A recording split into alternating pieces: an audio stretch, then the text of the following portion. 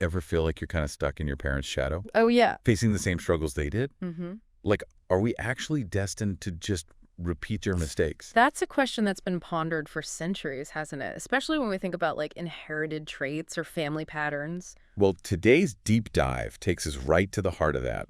We're unpacking Genesis chapter 26, where Isaac, son of the famous Abraham, finds himself in situations that feel eerily familiar. Oh, yeah. Ready to see how this family drama unfolds. Absolutely. It's like watching a sequel where you think you know the plot, Yeah. but then there are these surprising twists.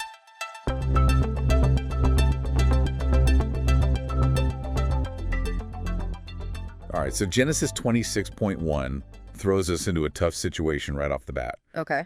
And there was a famine in the land, beside the first famine that was in the days of Abraham. Wow. So Isaac's dealing with the same hardship his dad faced. Oh. What's your take on that?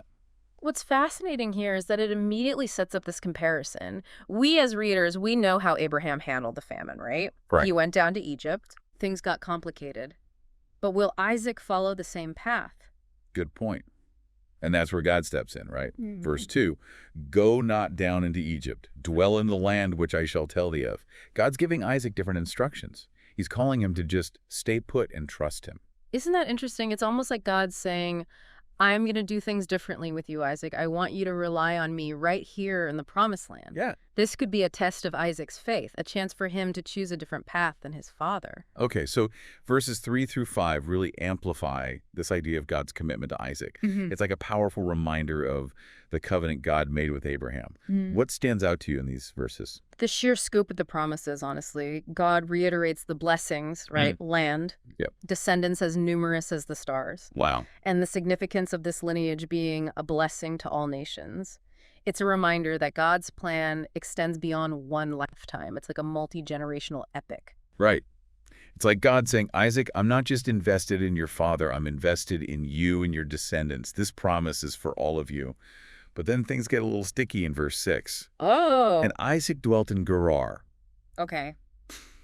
He settles in this Philistine territory, and that's where the trouble starts.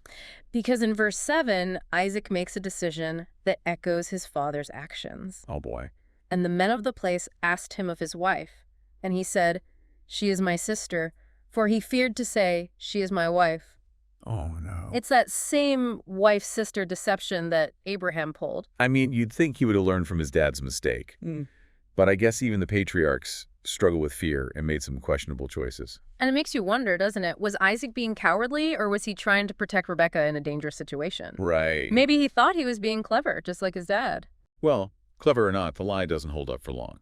Verse 8. And it came to pass, when he had been there a long time, that Abimelech, king of the Philistines, looked out at a window and saw, and behold, Isaac was sporting with Rebekah, his wife. Oops, busted. Talk about an awkward moment. And it's a reminder that we can't hide our actions forever. The truth always has a way of coming out, sometimes in the most embarrassing ways. All right, so how does Abimelech react to this whole situation? Well, his response in verses 9 through 11 is quite interesting. All right. He calls Isaac out on his deception, Right. pointing out how it could have led to serious consequences.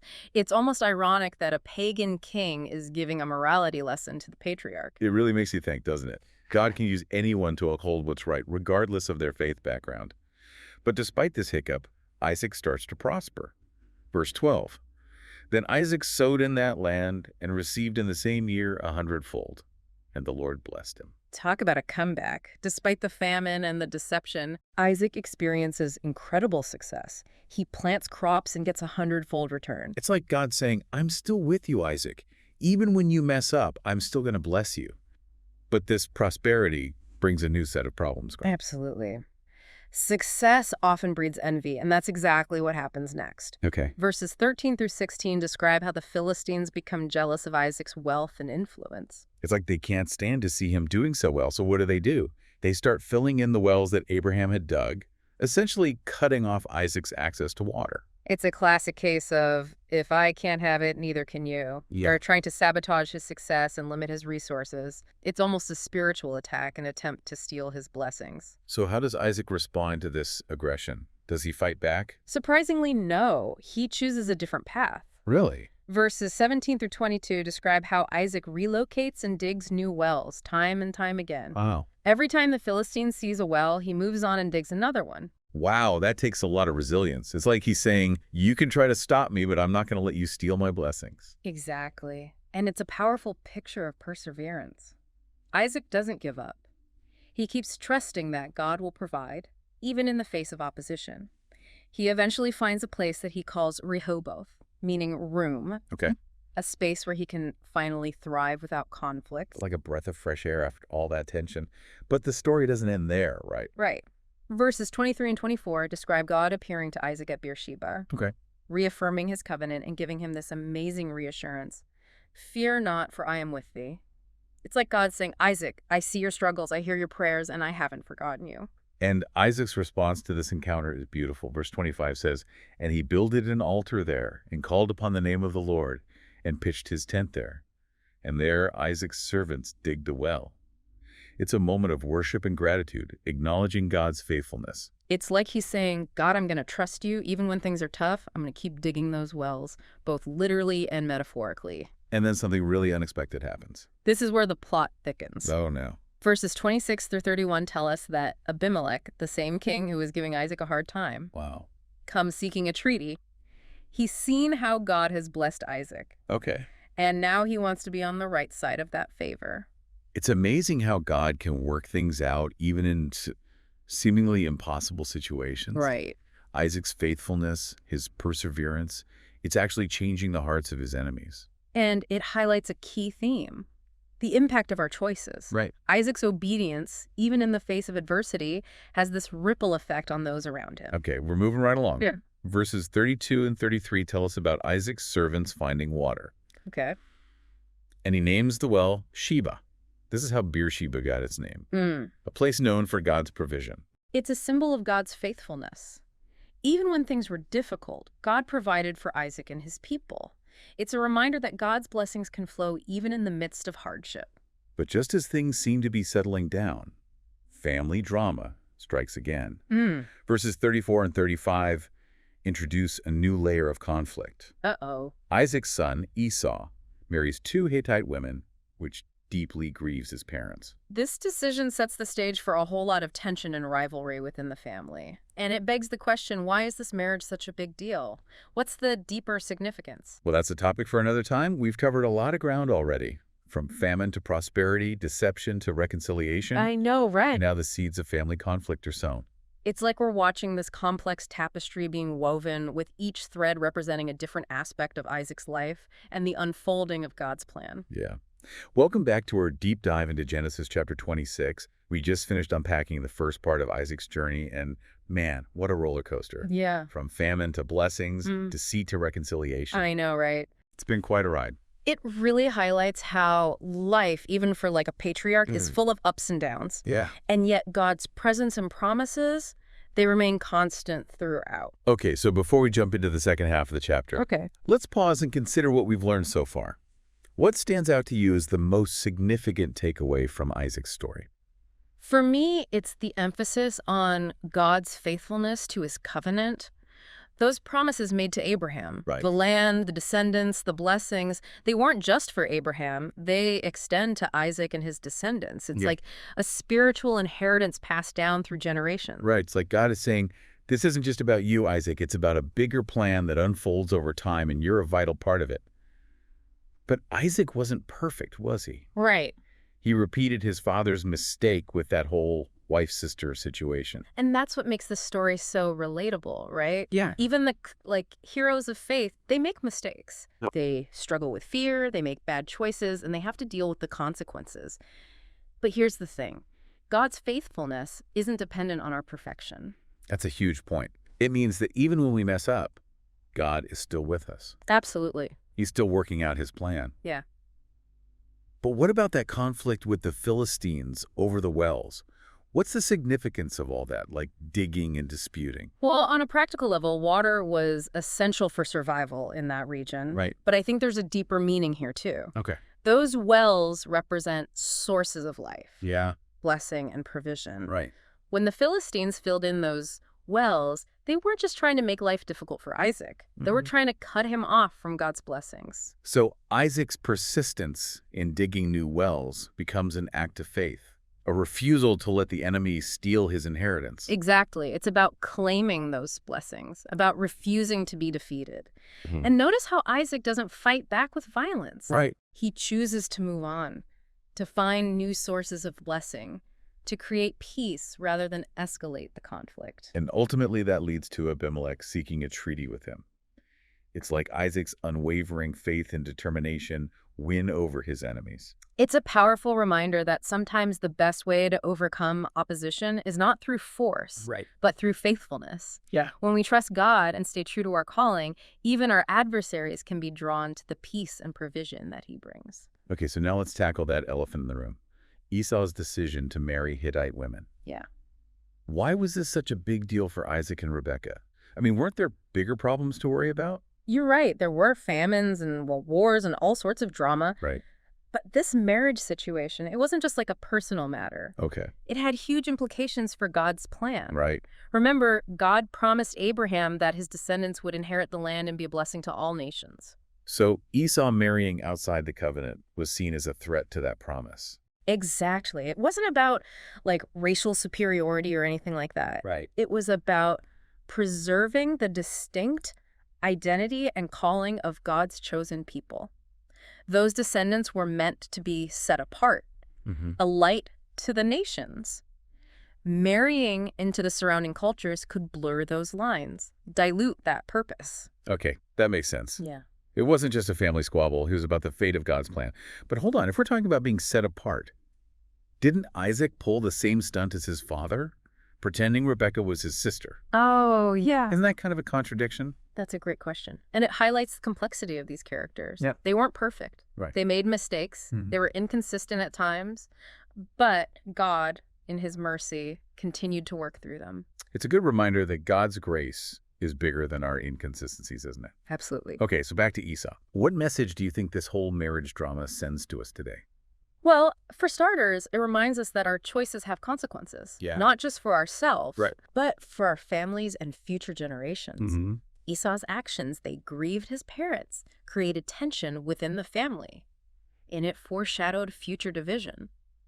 And, you know, it makes me think about how our choices can either align with God's plan Right. or work against it. Mm-hmm. Esau's decision to marry outside the covenant was like saying, I'm going to do things my way. Yeah. And it created this ripple effect of consequences. That's a powerful point.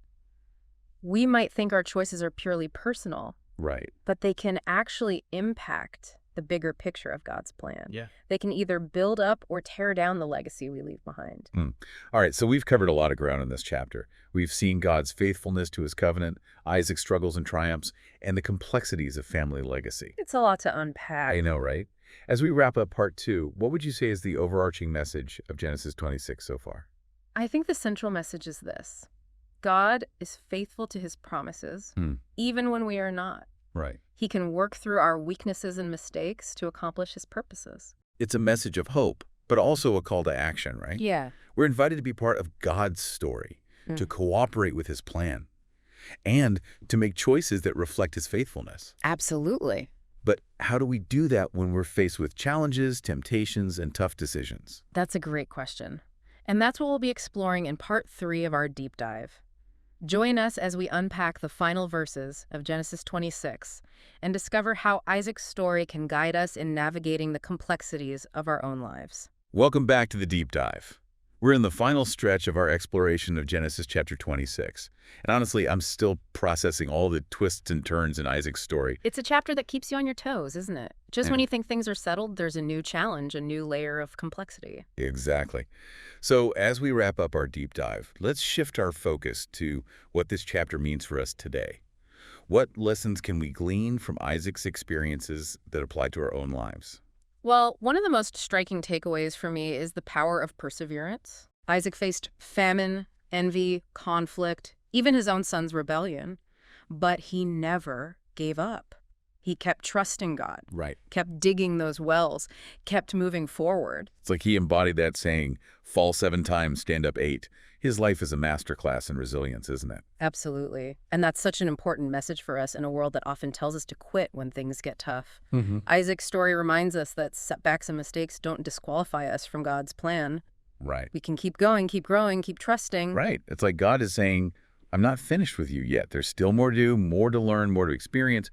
But Isaac's perseverance wasn't passive, was it? He actively sought solutions, dug those wells, made strategic decisions. That's a crucial point. Faith isn't about sitting back and waiting for things to happen. Right. It's about actively engaging with the challenges we face, Mm. trusting that God will work through our efforts. Isaac's example shows us that even when we feel like we're hitting a wall, we can keep digging, keep seeking, keep moving forward with God's help. And speaking of digging, we can't forget that incredible moment when Abimelech comes seeking a treaty with Isaac. It's almost like a reward for Isaac's relentless perseverance and his willingness to choose peace over conflict. It's such a powerful illustration of how God can work through even those who initially oppose us. Isaac's faithfulness, his commitment to doing things God's way, ultimately won over his enemies and brought about reconciliation. It's a reminder that our actions, even in the face of adversity, can have a ripple effect and influence the world around us for the better. But let's not forget about the family drama. Esau's decision to marry Hittite women really set the stage for conflict and heartbreak. It highlights the importance of aligning our choices with God's plan, doesn't it? Esau's choices, while seemingly personal, actually had far-reaching consequences for his family and for the fulfillment of God's promises. And, it makes me think about the legacy we're building with our own choices. Are we making decisions that honor God and bless future generations? Or are we creating ripples of conflict and brokenness? That's a profound question for all of us to consider. Yeah. We may not be patriarchs like Isaac, but our choices still matter. They shape our lives, impact our families, and contribute to the tapestry of God's unfolding story. Okay, as we wrap up this deep dive, let's zoom out and capture the essence of Genesis chapter 26. What's the big takeaway, the message that resonates most strongly with you? For me, it's the unwavering faithfulness of God amidst the complexities and inconsistencies of human life. Isaac wasn't perfect. He made mistakes. He struggled with fear. He even repeated some of his father's failings. But through it all, God remained faithful to his covenant, his promises, and his purpose for Isaac's life. It's a message of hope and encouragement for all of us, isn't it? Yeah, absolutely. No matter where we are in our journey, no matter what mistakes we've made, God is still with us, working in us, and guiding us towards his best. Absolutely. And that's a truth worth clinging to, especially when we face our own famines and wars in life. God's grace is sufficient, his strength is available, and his plan is still unfolding even in the midst of our imperfections. So as we close, I want to invite you to consider, what wells do you need to keep digging in your own life?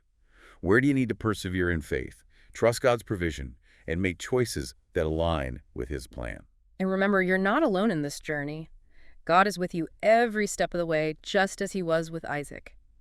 If you want to explore Genesis chapter 26 further, be sure to check out our visual breakdown on the Make Heaven Crowded YouTube channel. Share this deep dive with your friends, leave a comment with your biggest takeaway, and let's continue this conversation together. Thanks for joining us on this incredible journey through Genesis chapter 26.